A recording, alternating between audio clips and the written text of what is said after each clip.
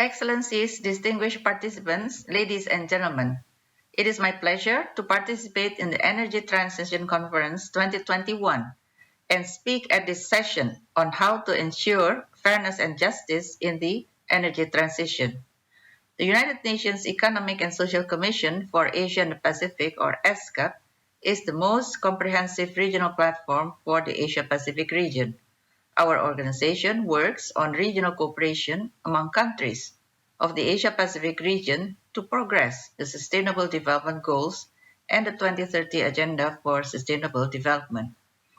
Under this framework, we support countries to progress SDG 7, ensure access to affordable, reliable, sustainable, and modern energy for all through energy transition. Today, I wish to address the issues of fairness and justice in the energy transition and present some perspectives from the Asia Pacific.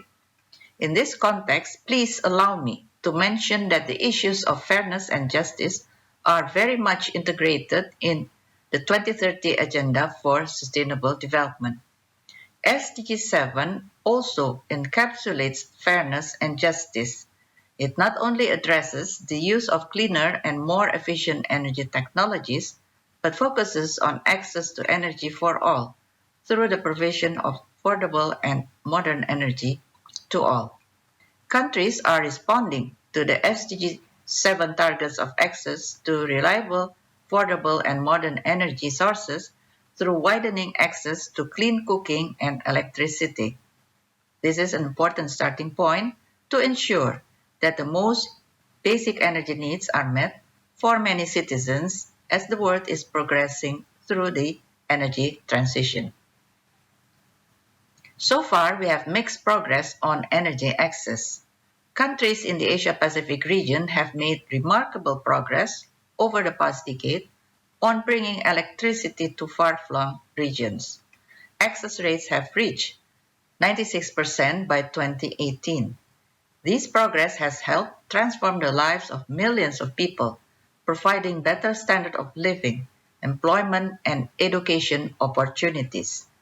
Tempering this optimism is the progress on clean cooking, which has proved harder to achieve. Access to clean cooking fuels and technologies has stagnated at around 60% of the Asia-Pacific population. We cannot have a fair and just energy transition when 4 in 10 people of the region are exposed to hazardous pollution from undertaking their daily cooking. Looking ahead, we must understand all aspects of the energy transition and the impacts, positive or negative, it may have on fairness and justice. First, we need to recognize that one significant effect of the energy transition is driven by the move away from one of the most polluting and carbon-intensive fuels, which is coal. As the world phases out of coal towards alternatives such as renewables, energy efficiency, and energy storage, we have confidence that new technologies in many cases offer better net employment prospects as well as environmental benefits through creating new, high-quality jobs in clean energy manufacture and deployment. However, it is critical to recognize the impact that the decline in coal use will have on certain workers and communities that are reliant on these industries. As Asia-Pacific produces and consumes most of the world's coal, it will bear the greatest share of the effects of this transition. Coal-producing regions often are isolated and offer fewer opportunities for the communities that have been supported by this sector. There has been a continuous decline in employment in the coal sector, even in countries where production is increasing due to the introduction of new technologies such as mechanization. The clean energy revolution now is accelerating this process of job losses in fossil fuel industries in many countries of the Asia-Pacific and around the world. The opportunities unfolding in the clean energy sector, however, may not match to the existing skills or geographic locations of impacted workers.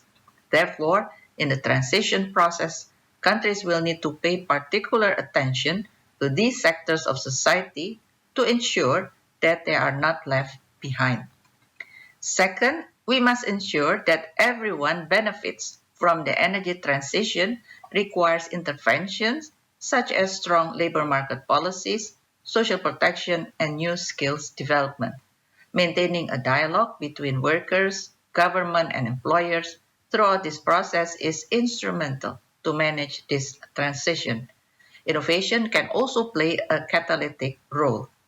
Third, let us acknowledge that circular economy practices, for example, can create job opportunities for women and unskilled youth in local communities, while also creating large business opportunities in the form of sustainable alternatives to products with significant demand, such as low-carbon cement.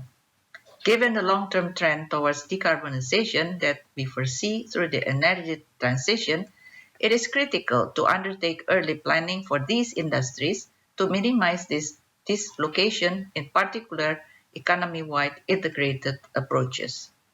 Fourth, we need to ensure availability of more tools to support the transition, including innovative financial instruments to incentivize the efficient phasing out of existing fossil fuel-based resources and the acceleration of deployment of renewable energy. I'm pleased to share that there are successful examples of countries that have approached this transition with long-term vision in Asia and the Pacific. In the Philippines, for example, industry, government, and citizens have come together to agree on a framework for enabling a just transition. Through its Green Jobs Act, the Philippines was one of the first countries in the Asia Pacific to apply the guiding principles of a just transition for future job creation using mechanisms for dialogue between governments and workers and employers' organizations during policy-making processes. This policy framework will help the Philippines adjust as it closes many coal mines to better manage jobs losses and social impacts. In closing, this transition to a new energy paradigm is unlike the many transitions we have seen in past history. It will bring us benefits of more affordable, cleaner, and more reliable energy. But our true success is how we manage the unintended consequences and look after the needs of those who are at risk of being left behind. This is the true spirit of the 2030 Agenda for Sustainable Development and Building Back Better from current COVID-19 pandemic.